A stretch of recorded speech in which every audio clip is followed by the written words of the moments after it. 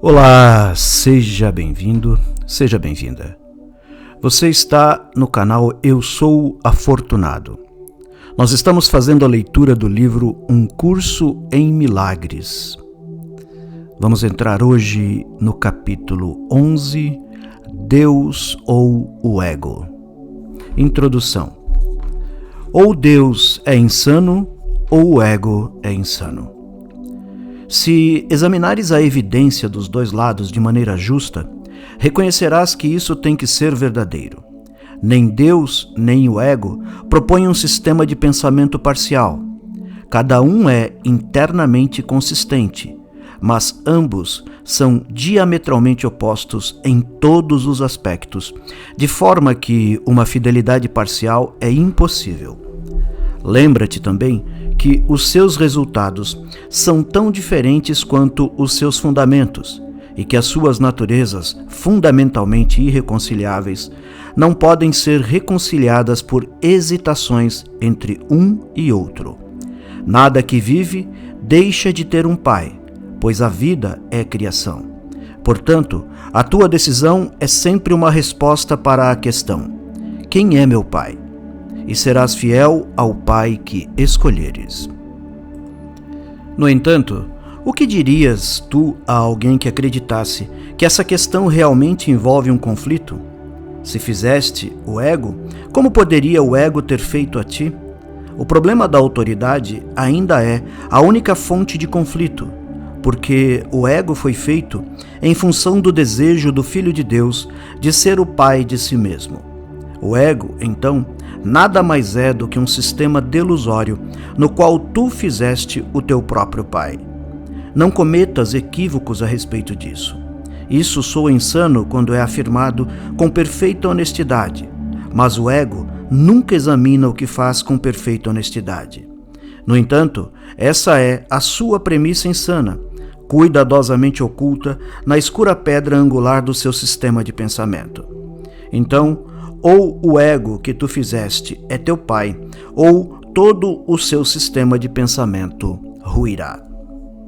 Tu fazes através da projeção, mas Deus cria através da extensão.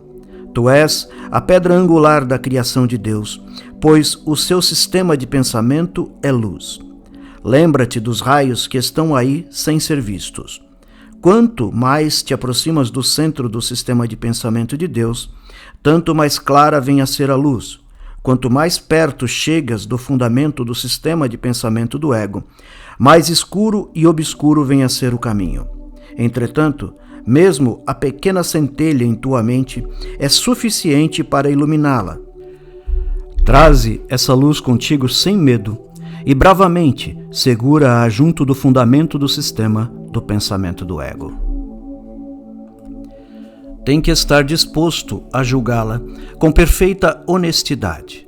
Abre a escura pedra angular do terror, na qual ela se baseia, e traze-a para fora, para a luz. Lá verás que ela se baseava na ausência de significado, e que tudo aquilo que te causava medo baseava-se no nada. Meu irmão, tu és parte de Deus e parte de mim. Quando afinal tiveres olhado para o fundamento do ego, sem recuares assustado, terás também olhado para o nosso. Eu venho a ti, do nosso Pai, para oferecer-te tudo mais uma vez. Não o recuses com o fim de manter escondida uma escura pedra angular, pois a sua proteção não vai salvar-te. Eu te dou a lâmpada e irei contigo. Tu não empreenderás nada sozinho nessa jornada. Eu te conduzirei ao teu verdadeiro Pai, que tem necessidade de ti, assim como eu. Não responderás ao chamado do amor com alegria? Ponto 1. As dádivas da paternidade. Tu aprendeste a tua necessidade de cura. Trarias à afiliação qualquer outra coisa, reconhecendo a necessidade da cura para ti mesmo? Pois nisso está o início do retorno ao conhecimento, o fundamento sobre o qual Deus te ajudará a construir novamente o sistema de pensamento que compartilhas com Ele.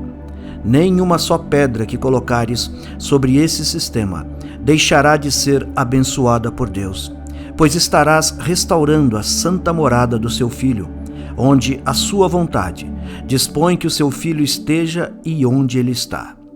Qualquer que seja a parte da mente do Filho de Deus na qual restauras esta realidade, tu a restauras para ti mesmo.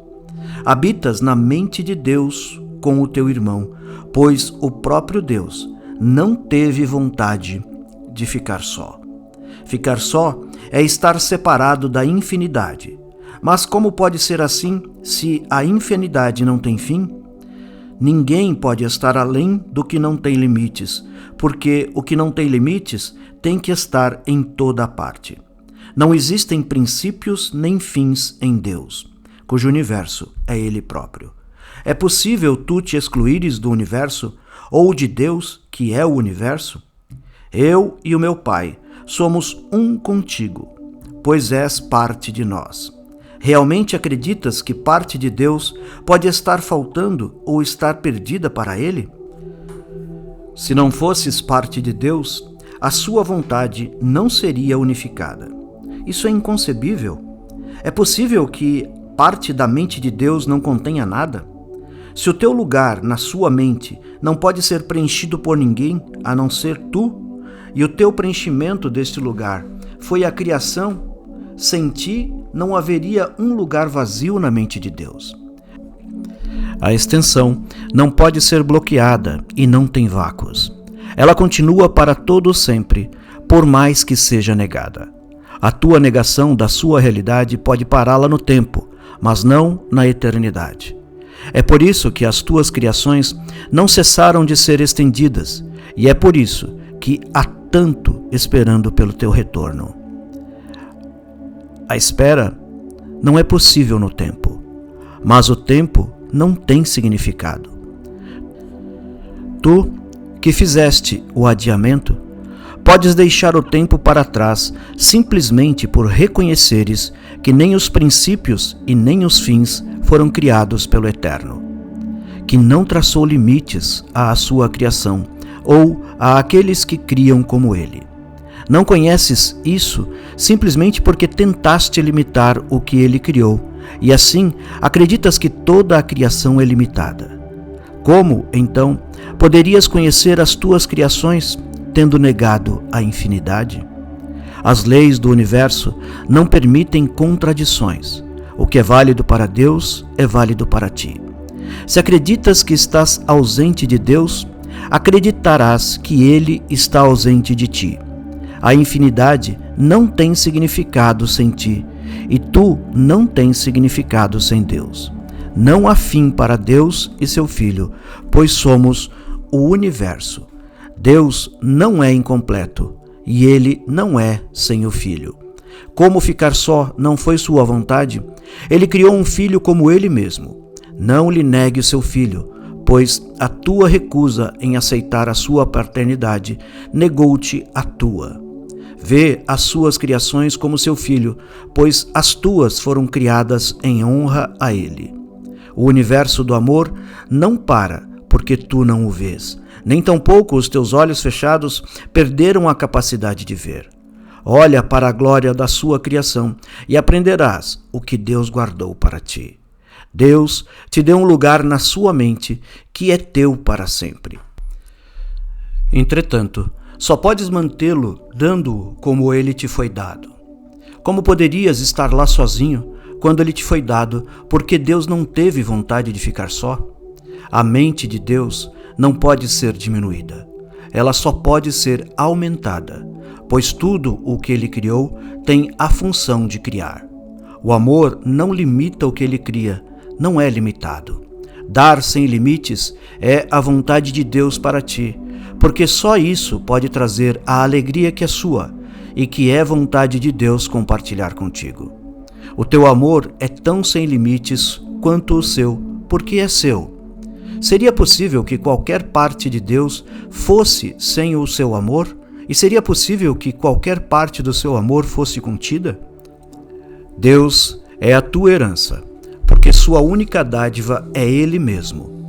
Como é possível dares a não ser como Ele dá? Se queres conhecer a sua dádiva para ti,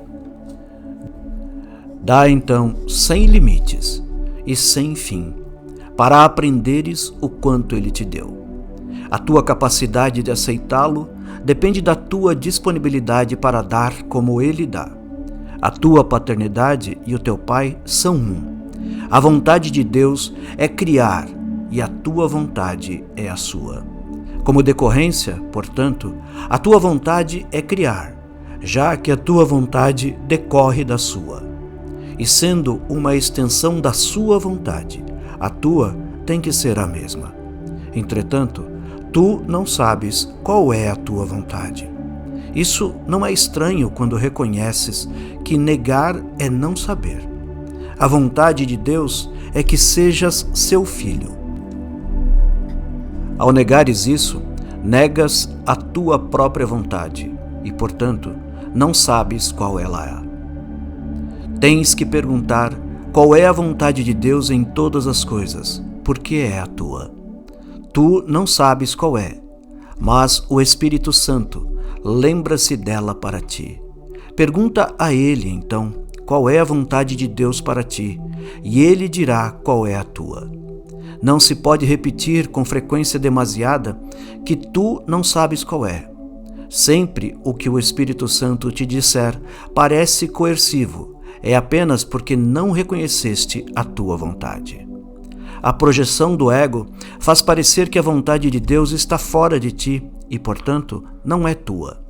Nessa interpretação, parece possível haver conflito entre a vontade de Deus e a tua.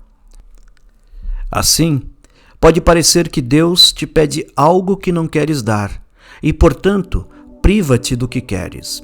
Seria Deus, que só quer a tua vontade, capaz disso? A tua vontade é a sua vida que ele te deu. Mesmo no tempo, não podes viver à parte dele. Sono não é morte.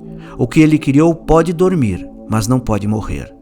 A imortalidade é a sua vontade para o seu filho, e a vontade do seu filho para si próprio. A vontade do Filho de Deus não pode ser a morte para si mesmo, porque o seu Pai é vida, e o seu Filho é como ele. A criação, que é a tua vontade, porque é a sua. Tu não podes ser feliz, a não ser que faças o que é verdadeiramente a tua vontade, e isso não podes mudar, porque é imutável. É imutável pela vontade de Deus e pela tua, pois, de outro modo, a sua vontade não seria estendida. Tens medo de saber a vontade de Deus, porque acreditas que não é a tua. Essa crença é toda a tua doença e todo o teu medo. Todo o sintoma de doença e de medo surge aqui, porque essa é a crença que faz com que queiras não saber. Acreditando nisso, tu te escondes na escuridão, negando que a luz esteja em ti. É pedido a ti que confies no Espírito Santo, só porque ele fala por ti. Ele é a voz por Deus, mas não te esqueças nunca de que Deus não teve vontade de ficar só. Ele compartilha a sua vontade contigo. Ele não a impõe a ti. Lembra-te sempre que o que ele dá, ele conserva, de modo que nada do que ele dá pode contradizê-lo. Tu, que compartilhas a sua vida, tens que compartilhá-la para conhecê-la, pois compartilhar é conhecer. Bem-aventurado és tu, que aprendes que ouvir a vontade do Pai é conhecer a tua própria. Pois é tua vontade ser como ele, cuja vontade é que assim seja. A vontade de Deus é que o seu Filho seja um e unido a ele em sua unicidade. É por isso que a cura é o princípio do reconhecimento de que a tua vontade é a sua. Ponto 2. O convite à cura. Se a doença é separação, a decisão de curar e ser curado é o primeiro passo rumo ao reconhecimento do que queres verdadeiramente.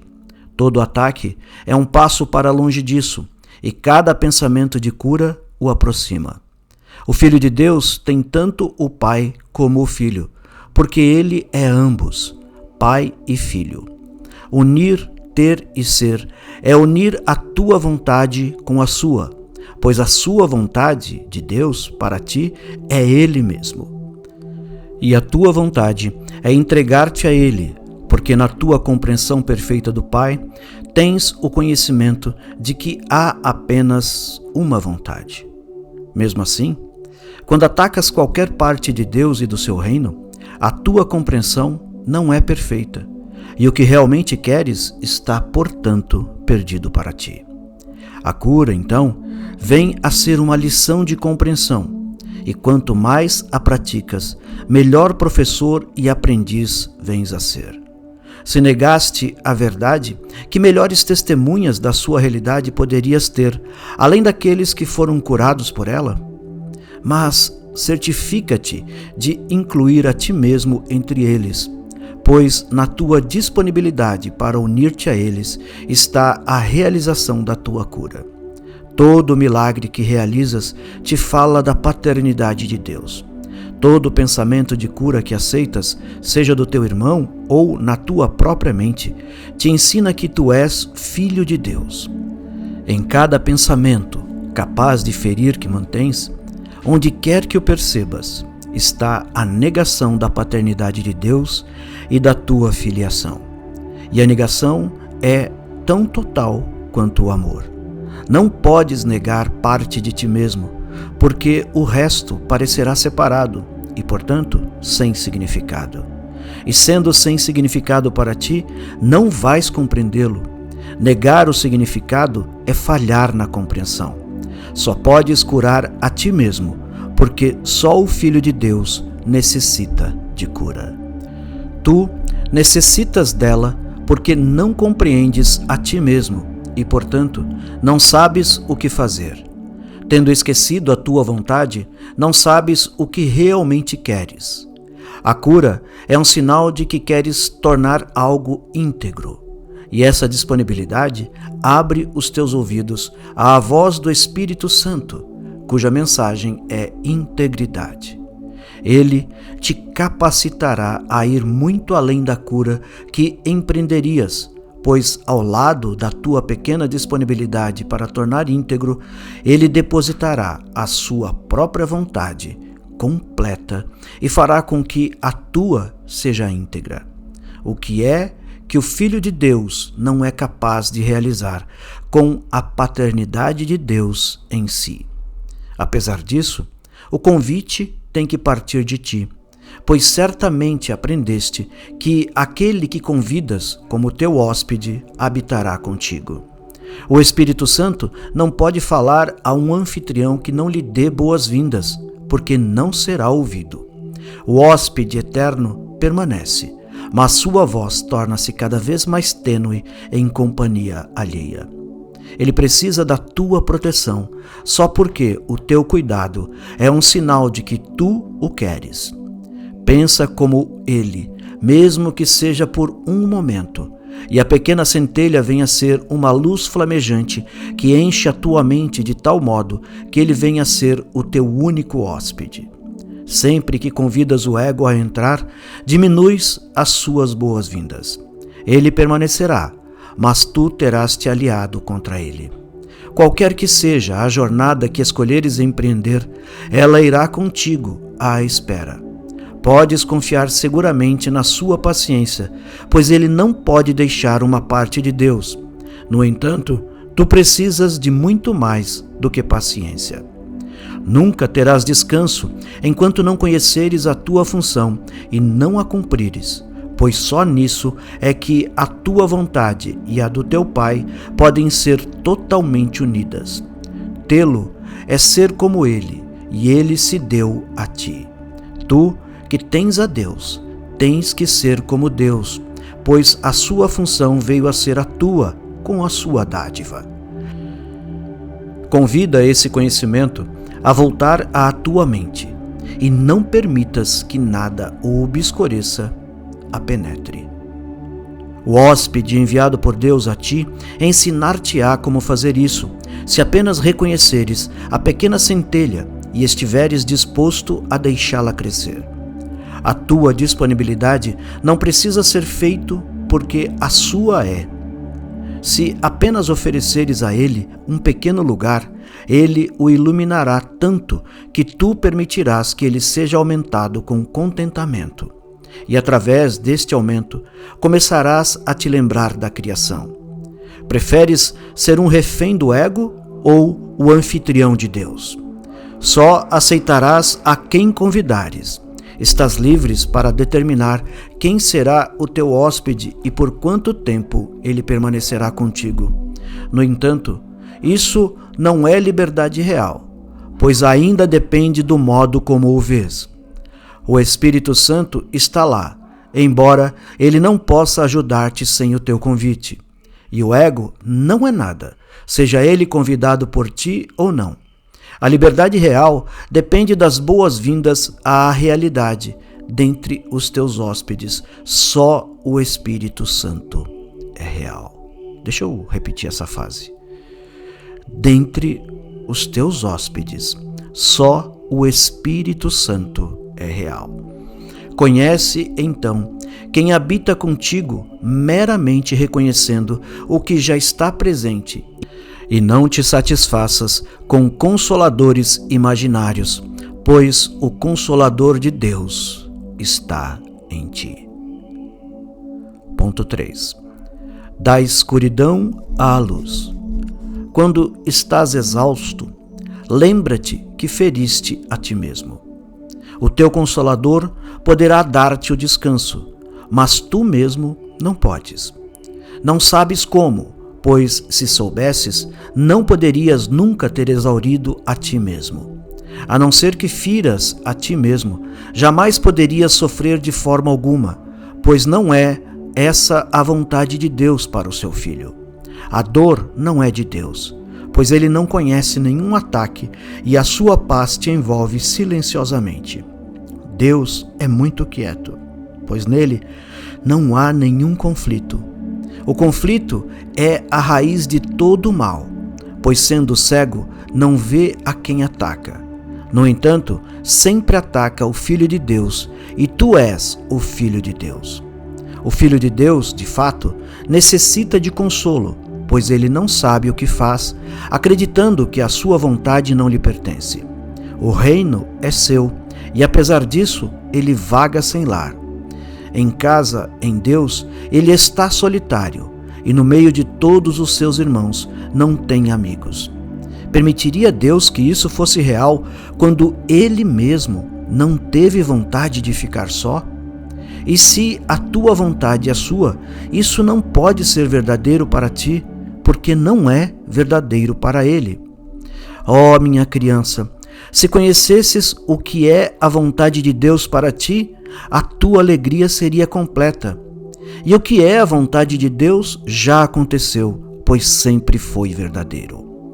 Quando vem a luz e tiveres dito, a vontade de Deus é minha, verás uma beleza tal que saberás que ela não vem de ti.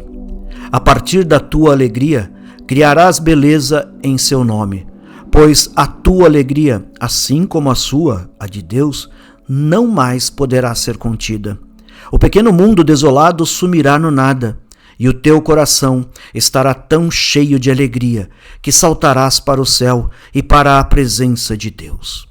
Não posso te dizer o que isso será, pois o teu coração não está pronto.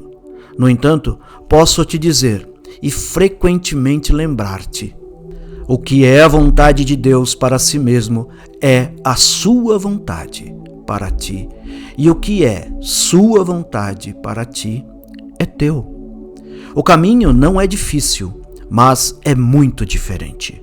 O teu é o caminho da dor, a respeito do qual Deus nada conhece. Esse caminho é, de fato, duro e muito solitário. O medo e o luto são os teus hóspedes, e eles vão contigo e habitam contigo durante o caminho. Mas a jornada escura não é o caminho do Filho de Deus.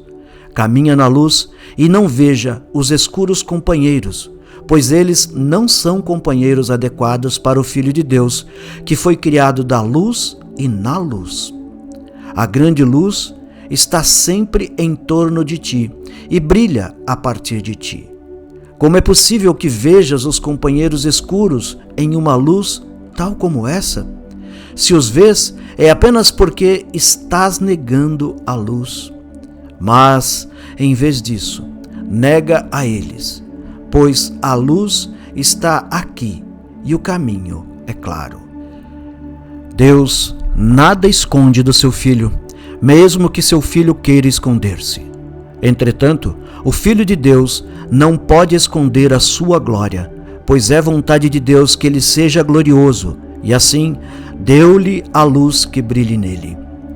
Tu nunca perderás o teu caminho, pois Deus te conduz. Quando vagas incerto, apenas empreendeste uma jornada que não é real. Os caminhos escuros, a estrada escura, tudo isso é ilusão. Volta-te para a luz, pois a pequena centelha em ti é parte de uma luz tão grande que pode varrer-te de toda a escuridão para sempre. Pois o teu Pai é o teu Criador, e tu és como Ele. As crianças da luz não podem habitar na escuridão, pois a escuridão não está nelas. Não sejas enganado pelos consoladores escuros e nunca permitas que eles entrem na mente do Filho de Deus, posto que não tem lugar no seu templo. Quando és tentado a negá-lo, lembra-te que não há outros deuses a serem colocados diante dele, e aceita a sua vontade para ti em paz, pois não podes aceitá-la de outro modo. Só o Consolador de Deus pode consolar-te. Na quietude do seu templo, ele espera para dar-te a paz que é tua. Dá a sua paz para que possas entrar no templo e achá-la esperando por ti. Mas sê santo na presença de Deus, ou não saberás que estás lá. Pois o que não é como Deus não pode entrar na sua mente, já que não foi o seu pensamento e, portanto, não pertence a ele. E a tua mente tem que ser tão pura quanto a mente de Deus, se queres conhecer o que te pertence. Guarda o seu templo cuidadosamente, pois ele próprio mora lá e habita em paz. Tu não podes entrar na presença de Deus com os companheiros escuros a teu lado, mas também não podes entrar sozinho. Todos os teus irmãos têm que entrar contigo, pois enquanto não os tiveres aceito, tu não podes entrar. Pois não podes compreender a integridade, a não ser que sejas íntegro, e nenhuma parte do Filho pode ser excluída se ele quer conhecer a integridade do seu Pai. Na tua mente, tu podes aceitar toda a filiação e abençoá-la com a luz que o teu Pai lhe deu. Então serás digno de habitar no templo com ele, porque é tua vontade não ser sozinho. Deus abençoou o seu Filho para sempre. Se o abençoares no tempo, estarás na eternidade. O tempo não pode separar-te de Deus se tu o empregas a favor do Eterno. Ponto 4. A herança do Filho de Deus. Nunca te esqueças de que a filiação é a tua salvação, pois a filiação é o teu ser. Enquanto criação de Deus, ela é tua e pertencendo a ti, ela é sua. O teu ser não necessita de salvação, mas a tua mente precisa aprender o que é a salvação. Tu não és salvo de coisa alguma, mas és salvo para a glória. A glória é a tua herança, que te foi dada pelo teu Criador, para que possas entendê-la. No entanto, se odeias parte do teu ser, toda a tua compreensão está perdida, porque estás olhando sem amor para o que Deus criou, como criou a ti mesmo.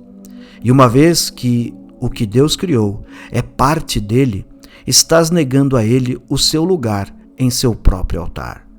Poderias tentar fazer de Deus alguém sem lar e ao mesmo tempo saber que estás em teu lar?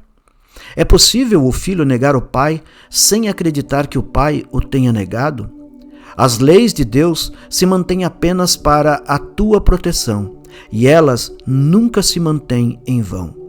O que experimentas quando negas a teu pai é ainda para a tua proteção, pois o poder da tua vontade não pode ser diminuído sem a intervenção de Deus contra ele, e qualquer limitação do teu poder não é a vontade de Deus.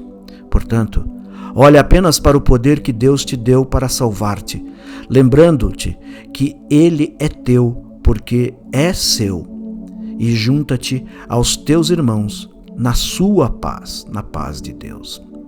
A tua paz está no fato de que ela é sem limites. Limita a paz que compartilha, e o teu ser não pode deixar de ser desconhecido para ti. Todo altar a Deus é parte para ti, porque a luz que ele criou é una com ele. Cortarias um irmão da luz que te pertence?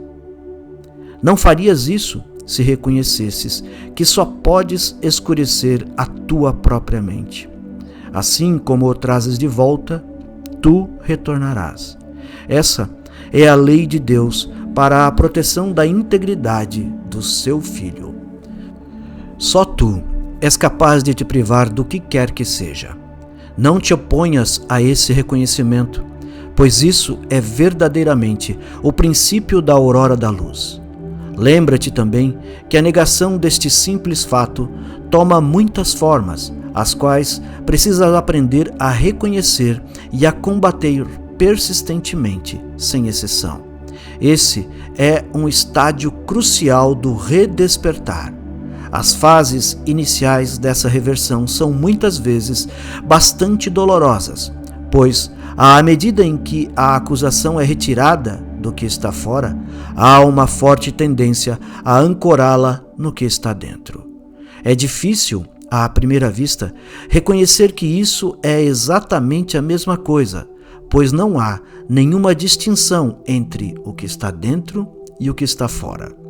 Se os teus irmãos são parte de ti e tu os acusas da tua privação, estás acusando a ti mesmo. E não podes acusar-te sem acusá-los. É por isso que a acusação tem que ser desfeita e não vista em outro lugar. Se o colocas em ti mesmo, não poderás conhecer a ti mesmo, pois só o ego acusa de qualquer forma que seja. A autoacusação, portanto, é identificação com o ego, e isso é tanto uma defesa do ego quanto acusar os outros. Eu vou repetir essa passagem. Autoacusação, portanto, é identificação com o ego, e isso é tanto uma defesa do ego quanto acusar os outros. Tu não podes entrar na presença de Deus se atacas o seu filho. Quando seu filho eleva sua voz para louvar o seu Criador, ele ouvirá a voz pelo seu pai. No entanto, o Criador não pode ser louvado sem seu filho, pois a glória de ambos é compartilhada e eles são glorificados juntos. Cristo está no altar de Deus, esperando para dar as boas-vindas ao seu filho. Mas venhas totalmente sem condenação, pois de outro modo acreditarás que a porta está bloqueada e não poderás entrar. A porta não está bloqueada e é impossível que não possas entrar no lugar onde Deus quer que estejas. Mas ama a ti mesmo com o amor do Cristo, pois é assim que o teu Pai te ama. Tu podes recusar-te entrar, mas não podes bloquear a porta que Cristo mantém aberta. Venha a mim, que a mantenho aberta para ti, pois enquanto eu viver, ela não pode ser fechada e eu vivo para sempre. Deus é a minha vida e a tua, e nada é negado por Deus ao seu Filho. No altar de Deus, Cristo espera pela restauração de si mesmo em ti. Deus tem o conhecimento de que seu filho é tão irrepreensível quanto ele próprio, e a aproximação a ele se dá através da apreciação do seu filho. Cristo espera que tu o aceites como tu mesmo e que aceites a sua integridade como tua, pois Cristo é o Filho de Deus que vive em seu Criador e brilha com a sua glória. Cristo é a extensão do amor e da beleza de Deus, tão perfeito quanto o seu Criador e em paz com Ele.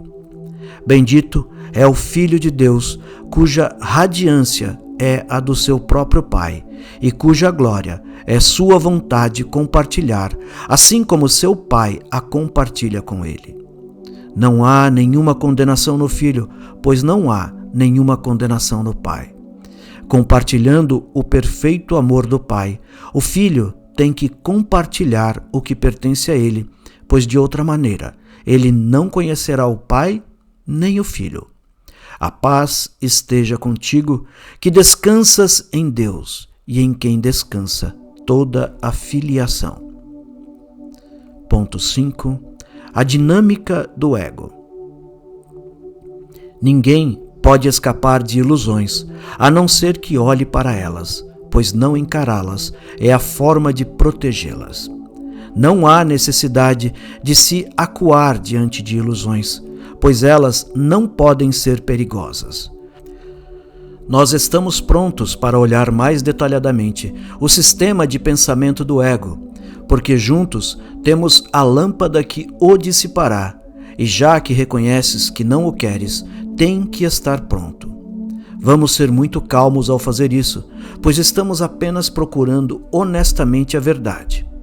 A dinâmica do ego será a nossa lição por algum tempo, pois precisamos, em primeiro lugar, olhar para isso, para depois ver além, já que fizeste com que fosse real.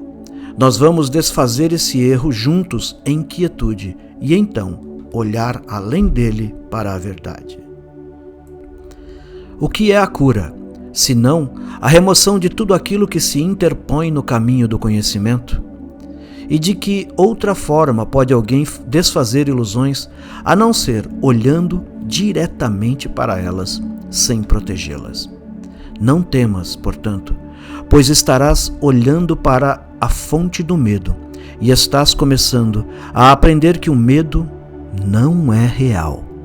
Estás também aprendendo que os seus efeitos podem ser dissipados meramente pela negação da sua realidade.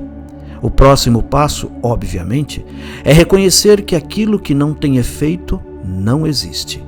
As leis não operam em um vácuo e o que não conduz a nada não aconteceu. Se a realidade é reconhecida pela sua extensão, o que não conduz a nada não pode ser real.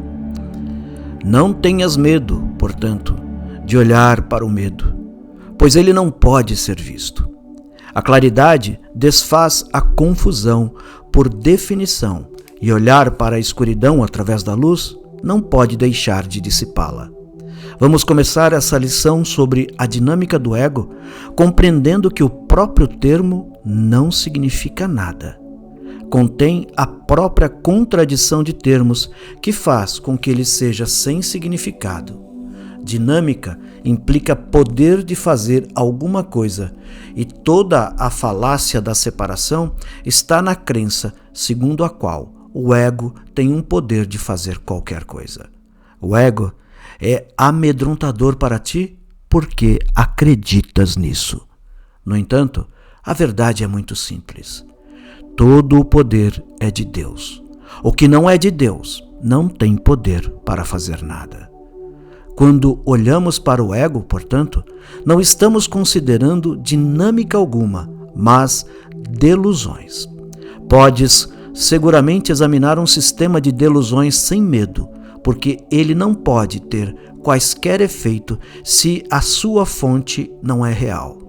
O medo vem a ser mais obviamente inadequado se reconheces qual é a meta do ego, que é tão claramente sem sentido que qualquer esforço a seu favor necessariamente é gasto à toa. A meta do ego é explicitamente a autonomia egótica. Desde o início, portanto, seu propósito é ser separado, suficiente em si mesmo e independente de qualquer poder, exceto o seu próprio. É por isso que ele é o símbolo da separação. Toda ideia tem um propósito, e o seu propósito é sempre o resultado natural do que ela é. Tudo o que brota do ego é resultado natural da sua crença central, e o modo de desfazer esses resultados está simplesmente em reconhecer que a sua fonte não é natural, estando em desacordo com a tua verdadeira natureza. Eu disse anteriormente que exercer uma vontade contrária à de Deus é apenas a projeção de um desejo e não uma disposição real da vontade. A sua vontade é uma só, porque a extensão da sua vontade, da vontade de Deus, não pode deixar de ser como ela mesma. O conflito real que tu vivencias, então, se dá entre os vãos desejos do ego e a vontade de Deus que tu compartilhas. É possível que esse conflito seja real? Tu tens a independência da criação, mas não a autonomia. Toda a tua função criativa está em tua completa dependência de Deus, que compartilha a sua própria função contigo. Através da disposição da sua vontade para compartilhá-la, ele vem a ser tão dependente de ti quanto tu és dependente dele. Não atribuas a arrogância do ego àquele cuja vontade não é ser independente de ti. Ele te incluiu na sua autonomia. És capaz de acreditar que a autonomia tem significado à parte dele? A crença na autonomia do ego está te custando o conhecimento da tua dependência de Deus, na qual está a tua liberdade. O ego é toda a dependência como uma ameaça e distorceu até mesmo a tua saudade de Deus em um meio de se estabelecer. Mas não te deixes enganar pela sua interpretação do teu conflito. O ego sempre ataca em nome da separação. Acreditando que tem poder para isso, não faz nenhuma outra coisa, porque a sua meta de autonomia não é nenhuma outra coisa. O ego é totalmente confuso acerca da realidade, mas não perde de vista a meta que tem. Ele é muito mais vigilante do que tu, porque está perfeitamente certo do seu propósito. Tu estás confuso porque não reconheces o teu. Tens que reconhecer que a última coisa que o ego deseja que tu te des conta é que tens medo dele. Pois, se o ego pudesse fazer surgir medo, isso diminuiria a tua independência e enfraqueceria o teu poder. No entanto, a sua única justificativa para a tua aliança é que ele pode te dar poder. Sem essa crença, tu não o escutarias em absoluto.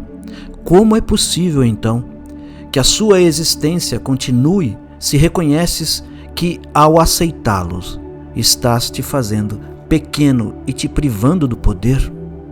O ego pode fazer e, de fato, permite que tu te consideres arrogante, descrente, frívolo, distante, emocionalmente superficial, rude, alienado e até mesmo desesperado, mas não realmente medroso.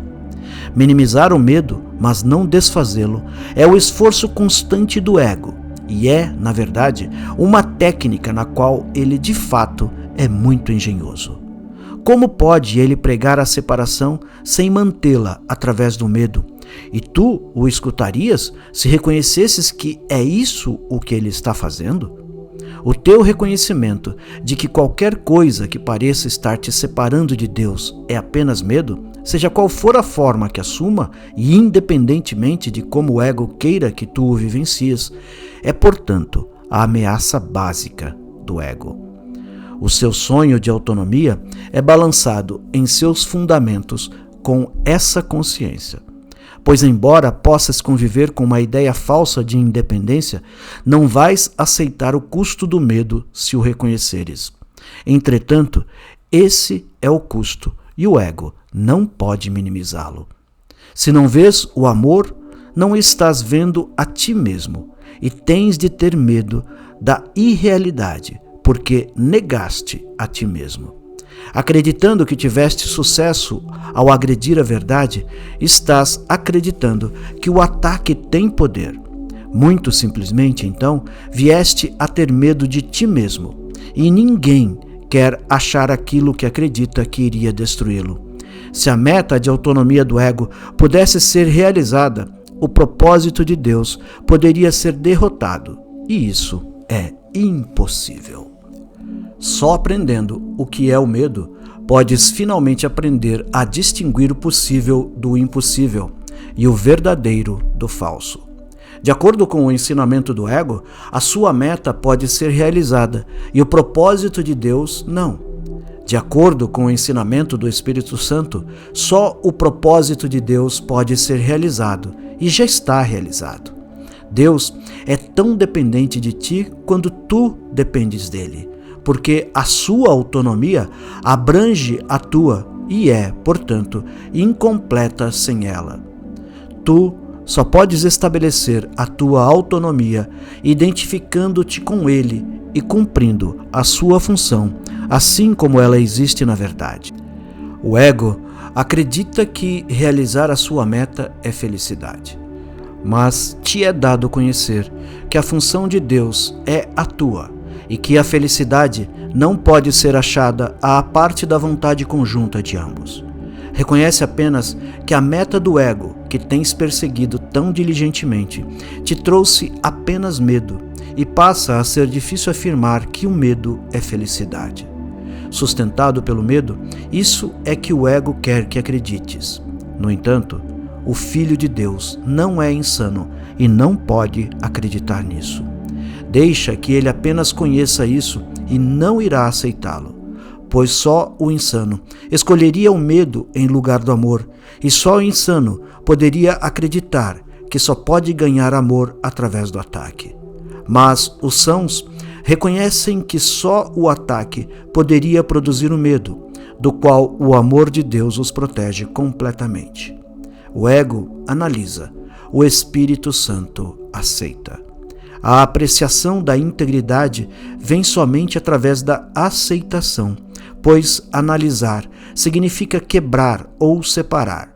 A tentativa de compreender a totalidade quebrando-a é completamente a abordagem contraditória a todas as coisas que é característica do ego. O ego acredita que o poder, a compreensão e a verdade estão na separação, e para estabelecer essa crença, ele tem que atacar. Sem a consciência de que essa crença não pode ser estabelecida e obcecado com a convicção de que a separação é a salvação, o ego ataca tudo aquilo que percebe, quebrando tudo em pequenas partes desconectadas, sem relação significativas entre si e, portanto, sem significado. O ego sempre substituirá o significado pelo caos, pois se a separação é salvação, a harmonia é ameaça. As interpretações do ego das leis da percepção são, e têm que ser, exatamente o oposto da interpretação do Espírito Santo. O ego focaliza o erro e não vê a verdade. Ele faz com que todo equívoco que percebe seja real, e com o raciocínio circular que lhe é característico, conclui que, devido ao equívoco, a verdade consistente não pode deixar de ser sem significado. O próximo passo, então, é óbvio. Se a verdade consistente não tem significado, a inconsistência tem que ser verdadeira. Mantendo o erro em mente de forma clara e protegendo aquilo que tornou real, o ego procede ao próximo passo do seu sistema de pensamento. O erro é real e a verdade é erro. O ego não faz qualquer tentativa de compreender isso, e isso é claramente incompreensível, mas, de fato, faz todas as tentativas para demonstrá-lo e o faz constantemente. Analisando para atacar o significado, o ego tem sucesso em não vê-lo, ficando com uma série de percepções fragmentadas que ele unifica a favor de si mesmo. Isso vem a ser, então, o universo que ele percebe, e é esse universo que, por sua vez, vem a ser a sua demonstração da sua própria realidade. Não subestimes o apelo das demonstrações do ego para aqueles que querem escutar. A percepção seletiva escolhe cuidadosamente as suas testemunhas, e as suas testemunhas são consistentes. O processo a favor da insanidade é forte para o insano, pois o raciocínio termina com o seu começo e nenhum sistema de pensamento transcende a própria fonte. Entretanto, um raciocínio sem significado nada pode demonstrar, e aqueles a quem ele convence não podem deixar de estar iludidos. É possível o ego ensinar verdadeiramente quando não vê a verdade? É possível ele perceber que aquilo que tem negado? As suas testemunhas, de fato, comprovam a sua negação, mas não o que foi negado. O ego olha diretamente para o Pai e não o vê, pois tem negado a seu filho. Tu queres lembrar-te do Pai? Aceita o seu filho e te lembrarás dele. Nada pode demonstrar que o Filho de Deus não é digno, pois nada pode provar que uma mentira é verdadeira. O que vês do Filho de Deus através dos olhos do ego é uma demonstração de que seu filho não existe. No entanto, onde está o filho, o Pai não pode deixar de estar. Aceita o que Deus não nega e a sua verdade será demonstrada. As testemunhas de Deus estão na sua luz e contemplam o que ele criou. O seu silêncio é o sinal de que elas contemplaram o Filho de Deus e, na presença de Cristo, nada precisam demonstrar, pois Cristo lhes fala de si mesmo e do seu Pai. Elas estão silenciosas porque Cristo lhes fala e são as suas palavras que proferem. Todo irmão que tu encontras vem a ser uma testemunha do Cristo ou do ego, dependendo do que percebes nele. Todo mundo te convence daquilo que queres perceber e da realidade do reino em favor do qual escolheste a tua vigilância. Tu, o que percebes, é uma testemunha do sistema de pensamento que queres que seja verdadeiro. Todo irmão tem o poder de liberar-te se escolheres ser livre. Tu não podes aceitar um falso testemunho dele, a não ser que tenhas convocado falsos testemunhos contra ele. Se ele não te fala de Cristo, não lhe falaste de Cristo. Tu ouves apenas a tua própria voz. E se Cristo fala através de ti, tu o ouvirás. Ponto 6. Despertando para a redenção. É impossível não acreditares no que vês, mas é igualmente impossível ver aquilo em que não acreditas. As percepções são construídas com base na experiência, e a experiência conduz às crenças. Só no momento em que as crenças se fixam é que as percepções se estabilizam. Com efeito, então, de fato vês aquilo em que acreditas. Foi isso o que eu quis dizer quando afirmei: bem-aventurados os que não viram e creram, pois aqueles que acreditam na ressurreição a verão. A ressurreição é o completo triunfo de Cristo sobre o ego, não através do ataque, mas da transcendência. Pois Cristo, de fato, se eleva acima do ego e de todas as suas obras e ascende ao Pai e ao seu reino. Tu queres unir-te à ressurreição ou à crucificação? Queres condenar os teus irmãos ou libertá-los? Queres transcender a tua prisão e ascender ao Pai? Todas essas questões são a mesma e são respondidas juntas.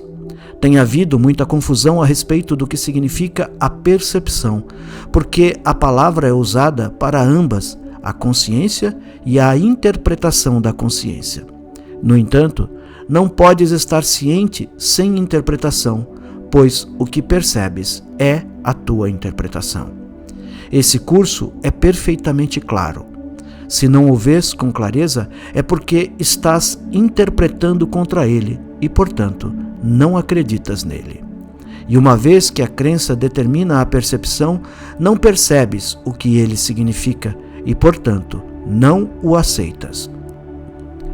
Entretanto, experiências diferentes conduzem a crenças diferentes, e estas conduzem a percepções diferentes. Pois as percepções são aprendidas através das crenças, e a experiência, de fato, ensina. Eu te estou conduzindo-te a um novo tipo de experiência, que estarás cada vez menos disposto a negar. Aprender sobre Cristo é fácil, pois perceber com Ele não envolve tensão alguma. As suas percepções são a tua consciência natural e são apenas as distorções que introduzes que te cansam. Deixa que o Cristo em ti interprete por ti. E não tentes limitar o que vês pelas pequenas e estreitas crenças indignas do Filho de Deus. Pois até que o Cristo venha a si próprio, o Filho de Deus se verá sem Pai. Eu sou a tua ressurreição e a tua vida. Tu vives em mim porque vives em Deus, e todos vivem em ti, como vives em todos. Podes, então, perceber indignidade em um irmão e não percebê-la em ti mesmo? E podes percebê-la em ti mesmo e não percebê-la em Deus? Acredita na ressurreição porque ela foi realizada e foi realizada em ti. Isso é tão verdadeiro agora como será para sempre. Pois a ressurreição é a vontade de Deus, que não conhece tempo nem exceções. Mas não faças exceções ou não perceberás o que foi realizado para ti. Pois nós ascendemos ao Pai juntos, como era no princípio. É agora e sempre será, pois tal é a natureza do Filho de Deus, tal como seu Pai o criou. Não subestimes o poder da devoção do Filho de Deus, nem o poder que o Deus que ele adora tem sobre ele. Pois ele se coloca no altar do seu Deus, seja esse o Deus feito por ele ou o Deus que o criou. É por isso que a sua escravidão é tão completa quanto a sua liberdade, pois ele obedecerá apenas ao Deus que aceita. O Deus da crucificação exige que ele crucifique, e seus adoradores obedecem. Em seu nome, eles crucificam a si mesmo, acreditando que o poder do Filho de Deus nasce do sacrifício e da dor. O Deus da ressurreição nada exige, pois tirar não é sua vontade. Ele não requer obediência, pois obediência implica submissão. Ele só quer que tu aprendas a tua vontade e a sigas, não no espírito do sacrifício e da submissão, mas no contentamento da liberdade. A ressurreição tem que compelir-te à aliança com o contentamento, porque ela é o símbolo da alegria. Todo o seu poder de compelir está no fato de que ela representa o que queres ser. A liberdade de deixar para trás tudo o que te fere, te humilha e te amedronta.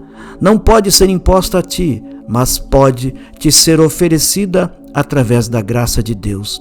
E podes aceitá-la pela sua graça, pois Deus é cheio de graça para com seu Filho, aceitando-o sem questionamentos como propriamente seu. Quem, então, é propriamente teu? O Pai te deu tudo o que é seu, e ele próprio é teu com eles. Protege-os na sua ressurreição, pois de outro modo tu não despertarás em Deus, rodeado com segurança pelo que é teu para sempre. Tu não acharás paz enquanto não tiveres removido os cravos das mãos do Filho de Deus e arrancado o último espinho da sua testa. O amor de Deus cerca seu Filho, a quem o Deus da crucificação condena. Não ensines que eu morri em vão. Ensina, em vez disso, que eu não morri, demonstrando que eu vivo em ti. Pois o desfazer da crucificação do Filho de Deus é o trabalho da redenção, no qual todos desempenham um papel de igual valor. Deus não julga seu Filho inculpável. Já que Deus se deu a ele, como poderia ser diferente? Tu te pregaste a uma cruz e colocaste uma coroa de espinhos sobre a tua cabeça. No entanto, não podes crucificar o Filho de Deus, pois a vontade de Deus não pode morrer. Seu Filho foi redimido da sua própria crucificação e não podes entregar à morte aquele a quem Deus deu vida eterna. O sonho da crucificação ainda pesa sobre os teus olhos, mas o que vês em sonhos não é a realidade. Enquanto percebes o Filho de Deus sendo crucificado, estás dormindo, e enquanto acreditas que podes crucificá-lo, só estás tendo pesadelos.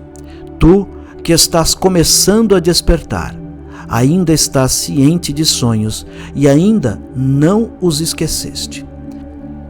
O esquecimento dos sonhos e a consciência de Cristo vêm com o despertar de outros para compartilharem a tua redenção.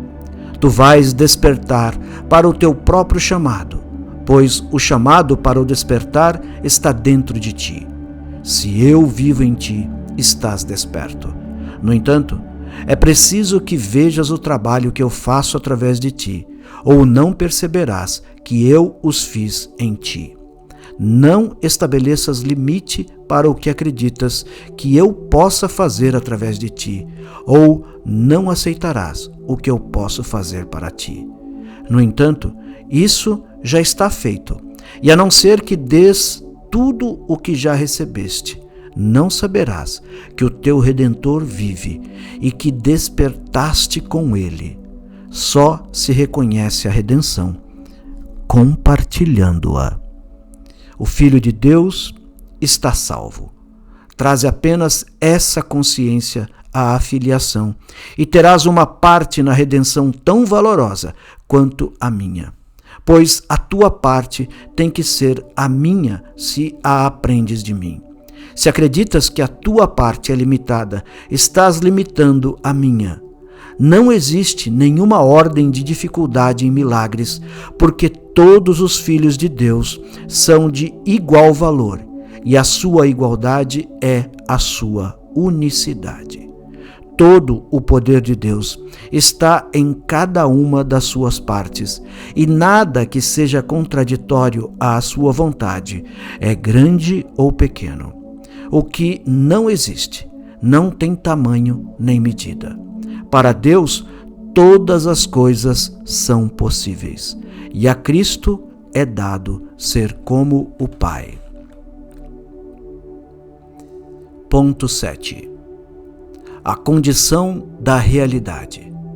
O mundo, como tu o percebes, não pode ter sido criado pelo Pai, pois o mundo não é como tu o vês. Deus criou apenas o eterno, e tudo o que vês é perecível. Portanto, tem que haver um mundo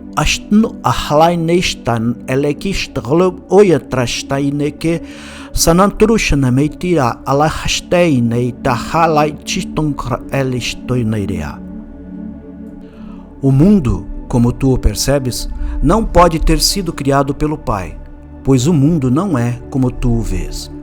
Deus criou apenas o eterno, e tudo o que vês é perecível. Portanto, tem que haver um outro mundo que tu não vês. A Bíblia fala de um novo céu e de uma nova terra. No entanto, isso não pode ser literalmente verdadeiro, pois o eterno não é recriado. Perceber de um modo novo é apenas perceber mais uma vez, implicando que antes ou durante o intervalo não estavas percebendo nada. O que é, então, o mundo que aguarda a tua percepção? quando tu o vês? Todo o pensamento de amor que o Filho de Deus já tenha tido é eterno. Os pensamentos de amor que a sua mente percebe nesse mundo são a única realidade do mundo. Ainda são percepções, porque ele ainda acredita que é separado.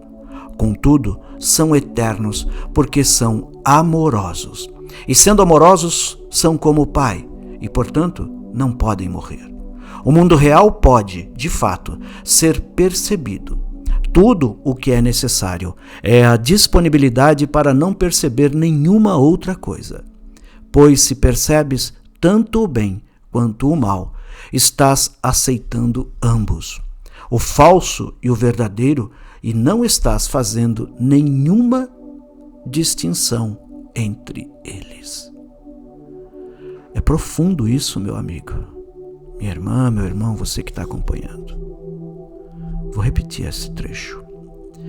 Tudo o que é necessário é a disponibilidade para não perceber nenhuma outra coisa, ou seja, perceber apenas o reino de Deus. Pois se percebes tanto o bem quanto o mal, estás aceitando ambos, o falso e o verdadeiro, e não estás fazendo nenhuma distinção entre eles. Reflita sobre isso. O ego pode ver algum bem, mas nunca só o bem. É por isso que as suas percepções são tão variáveis. Ele não rejeita inteiramente a bondade, pois isso tu não poderias aceitar.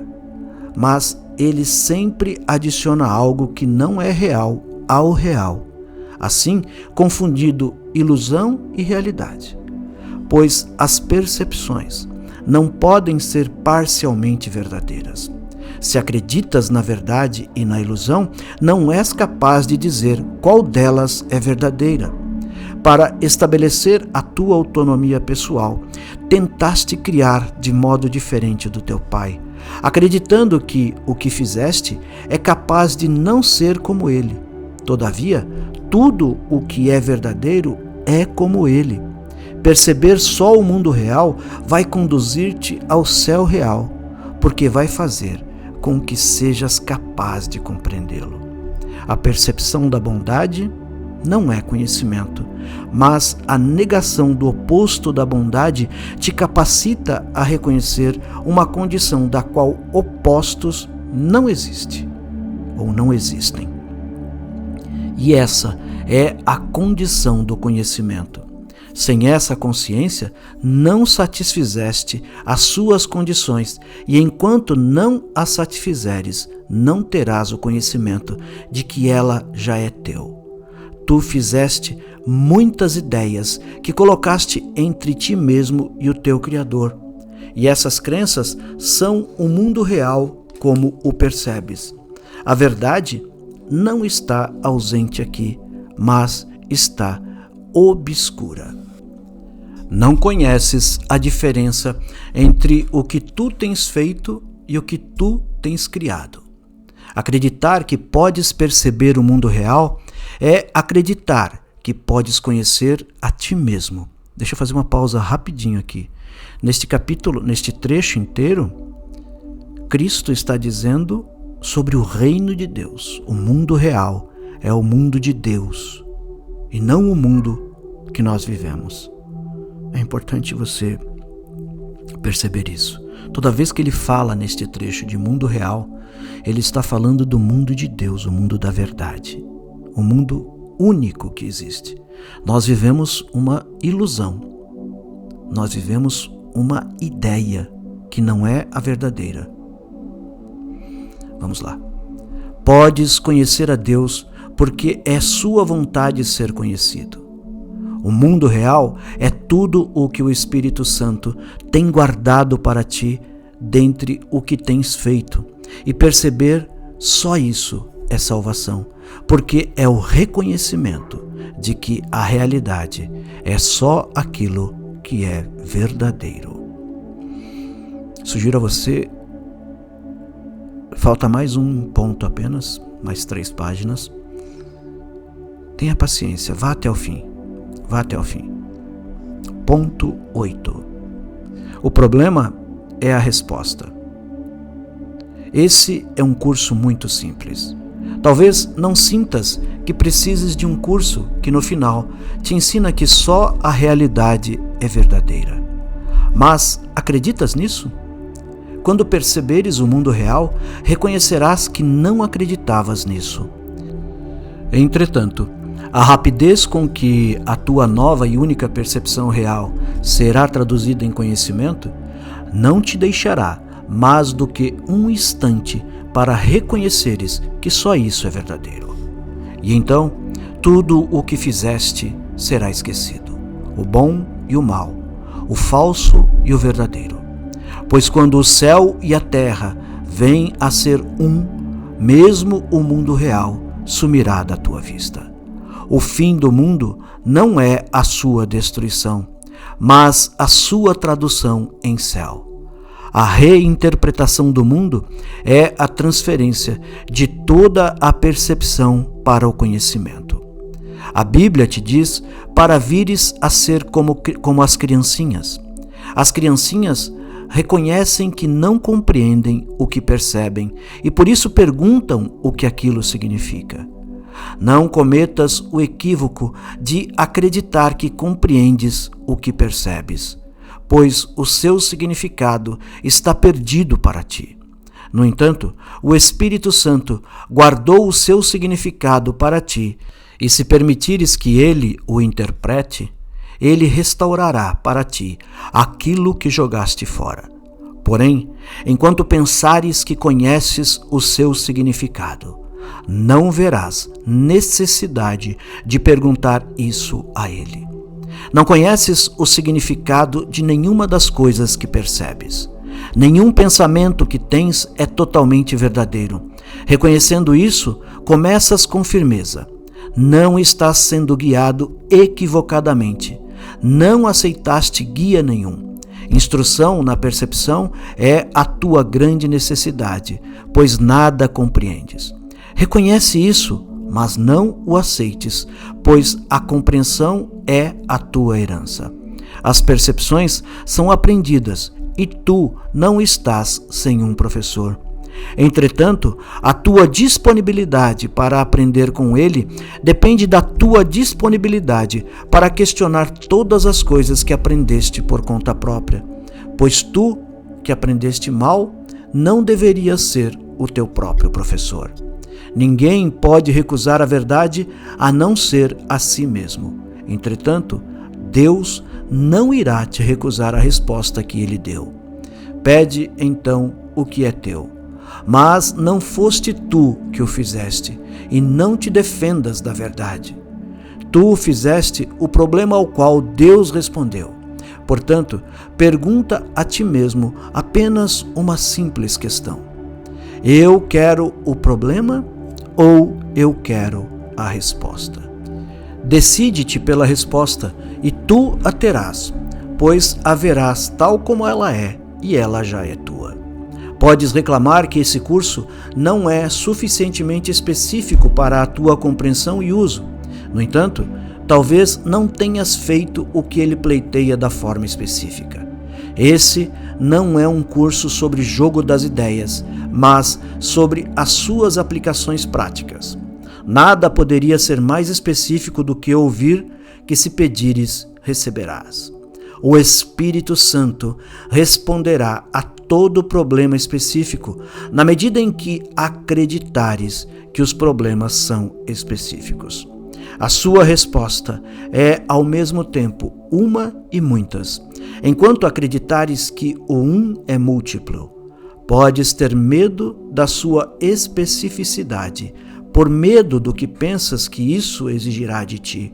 Contudo, só perguntando é que vais aprender que nada que venha de Deus exige nada de ti. Deus dá, ele não tira. Quando te recusas a perguntar, é porque acreditas que perguntar é tirar ao invés de compartilhar. O Espírito Santo te dará somente o que é teu e nada tirará em troca, pois tudo é teu e tu o compartilhas com Deus. Essa é a realidade de tudo. o Espírito Santo, cuja vontade é apenas restaurar, seria capaz de interpretar equivocadamente a pergunta que tens que fazer para aprenderes a sua resposta? Tu ouviste a resposta, mas compreendeste mal a pergunta. Acreditas que pedir a orientação do Espírito Santo é pedir privação. Pequena criança de Deus, tu não compreendes o teu Pai. Acreditas em um mundo que tira, porque acreditas que podes ganhar tirando. E, com essa percepção, perdeste de vida o mundo real. Tens medo do mundo conforme o vês, mas o mundo real continua sendo teu. Basta pedires. Não o negues a ti mesmo, porque ele só pode libertar-te. Nada de Deus irá escravizar o seu filho, a quem ele criou livre e cuja liberdade é protegida pelo que ele é. Bem-aventurado és tu que estás disposto a perguntar a verdade de Deus sem medo, pois só assim é que podes aprender que a sua resposta é a libertação do medo. Linda criança de Deus, tu só estás pedindo o que eu te prometi. Acreditas que eu poderia enganar-te? O reino do céu está dentro de ti. Acredita que a verdade está em mim, porque eu tenho o conhecimento de que ela está em ti. Os filhos de Deus não têm nada que eles não compartilhem. Pede a verdade a qualquer filho de Deus, e a terás pedido a mim. Nenhum de nós deixa de ter a resposta dentro de si para ser dada a quem quer que a peça. Pede qualquer coisa ao Filho de Deus, e o seu Pai te responderá, pois Cristo não é enganado em seu Pai, e seu Pai não é enganado nele. Não te enganes, portanto, em teu irmão e vê apenas os seus pensamentos amorosos como a sua realidade, pois negando que a sua mente esteja dividida, tu curarás a tua. Aceita-o como o seu Pai o aceita e cura-o em Cristo, pois Cristo é a sua cura e a tua. Cristo é o Filho de Deus que não está de nenhuma maneira separado do seu Pai, e qualquer pensamento seu é tão amoroso quanto o pensamento de seu Pai, pelo qual ele já foi criado. Não te enganes com o Filho de Deus, pois se o fizeres, não podes deixar de estar enganado em ti mesmo. E estando enganado em ti mesmo, estás enganado em teu Pai, em quem nenhum engano é possível. No mundo real, não há nenhuma doença, porque não há separação, nem divisão. Só pensamentos amorosos são reconhecidos, e porque não há ninguém sem a tua ajuda, a ajuda de Deus vai contigo a toda parte. À medida que venhas a estar disposto a aceitar essa ajuda, pedindo por ela, tu a darás, porque a queres. Nada estará além do teu poder de curar, porque nada será negado ao teu simples pedido. Que problemas poderão não desaparecer na presença da resposta de Deus? Pede, então, para aprender sobre a realidade do teu irmão, porque é isso que vais perceber nele e verás a tua beleza refletida na sua. Não aceites a percepção variada do teu irmão sobre ele mesmo, pois a sua mente dividida é a tua, e não aceitarás a tua cura sem a sua, pois tu compartilhas o mundo real, como compartilhas o céu, e a sua cura é a tua. Amar a ti mesmo é curar a ti mesmo, e tu não podes perceber parte de ti como doente e realizar a tua meta. Irmão, nós curamos juntos, assim como vivemos juntos e amamos juntos. Não te enganes com o Filho de Deus, pois ele é um consigo e um com o seu Pai. Ama a ele, que é amado por seu Pai, e aprenderás sobre o amor do Pai por ti. Se percebes ofensa em um irmão, arranca a ofensa da tua mente, pois estás sendo ofendido por Cristo e estás enganado a respeito dele. Cura em Cristo e não sejas ofendido por ele, pois nele não há ofensa. Se o que percebes te ofende, estás ofendido em ti mesmo e estás condenando o Filho de Deus, a quem Deus não condena. Permite que o Espírito Santo remova todas as ofensas do Filho de Deus a si mesmo e não percebas ninguém a não ser através da sua orientação, pois ele te salvará de toda a condenação. Aceita o seu poder de cura e usa-o para todos aqueles que ele enviar a ti, pois a sua vontade é curar o Filho de Deus, no qual ele não é enganado. As crianças percebem fantasmas amedrontadores e monstros e dragões e ficam aterrorizadas. No entanto, se elas perguntam a alguém em quem confiam o significado do que percebem e se estão dispostas a soltar as suas próprias interpretações em favor da realidade, o medo desaparece junto com elas. Quando uma criança recebe ajuda para traduzir o seu fantasma em uma cortina, o seu monstro em uma sombra, o seu dragão em um sonho, ela não tem mais medo e, com felicidade, ri do seu próprio medo. Tu, minha criança, tens medo dos teus irmãos e do teu pai e de ti mesma, mas estás apenas enganada em relação a eles.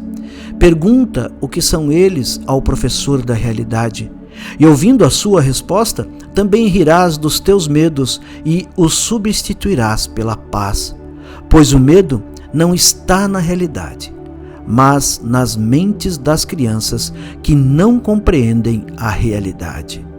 É apenas a sua falta de compreensão que as amedronta, e quando aprendem a perceber verdadeiramente, não mais têm medo. E devido a isso, elas perguntarão de novo pela verdade quando estiverem assustadas. Não é a realidade dos teus irmãos, ou a do teu pai, ou a tua própria que te assusta. Tu não sabes o que eles são, e por isso os percebes como fantasmas e monstros e dragões. Pergunta qual é a sua realidade àquele que a conhece, e ele te dirá o que são eles, pois tu não os compreendes, e porque estás enganados pelo que vês, precisas da realidade para dissipar os teus medos. Não queres trocar os teus medos pela verdade, se essa troca é possível para ti através do teu pedido? Pois, se Deus não se engana em ti, só podes estar enganado em ti mesmo.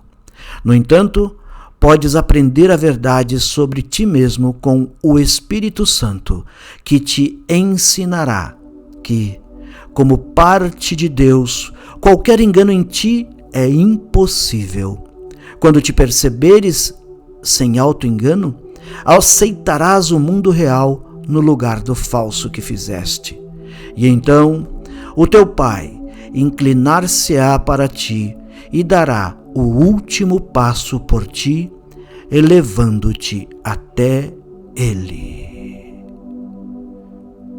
Uau! Só posso dizer isso. Uau! Que profundidade! Meu amado, minha amada, agradeço a sua presença por aqui. Hoje e sempre, na luz do Cristo, que Ele possa abençoá-la, que Ele possa abençoá-lo. Nos encontramos no próximo capítulo. Deixe seu like, compartilhe para a gente aumentar a quantidade de pessoas aqui nesse canal, que tem 200 inscritos. Estamos retomando os trabalhos por aqui. Paz profunda. Se quiser contribuir com o meu trabalho, tem aí o Pix. Eu agradeço a tua presença hoje e sempre. Luz e amor, e até breve.